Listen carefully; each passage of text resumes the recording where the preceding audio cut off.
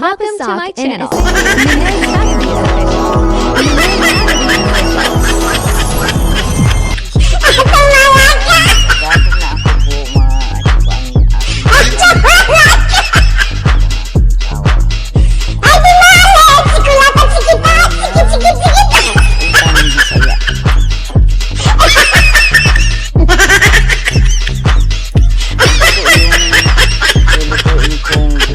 ako po mga tanglad, ito po lemongrass, ito po mga gulay na ihalo ko.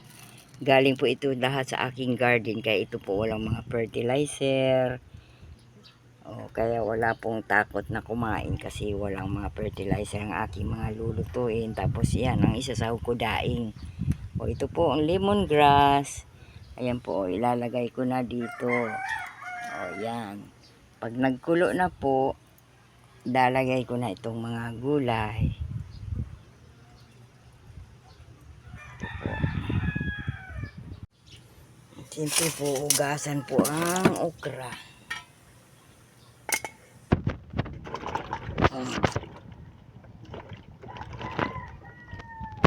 Ilalagay ko na ito pa mga okra.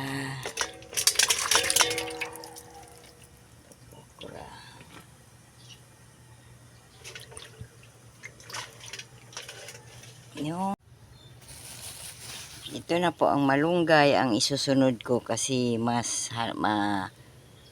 dapat maluto na masyado itong malunggay.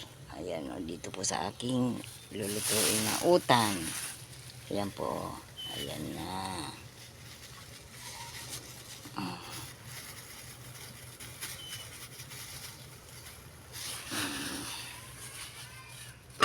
Haluin.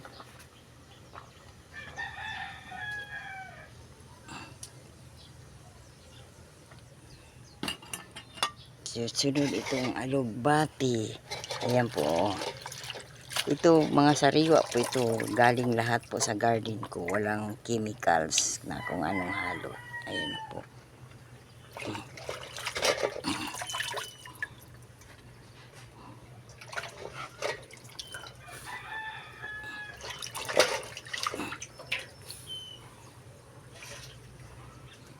Ayan po. Sahog.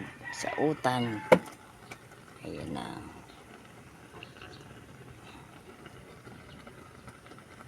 Guys, ito na po yung finished product. Yung aking niluto na utan binisaya. Ayan na po ang bango. Yung daing ang dahog. Mga gulay, sariwang gulay. Mga organic na gulay. Walang halong chemicals. Kaya masustansya po siya.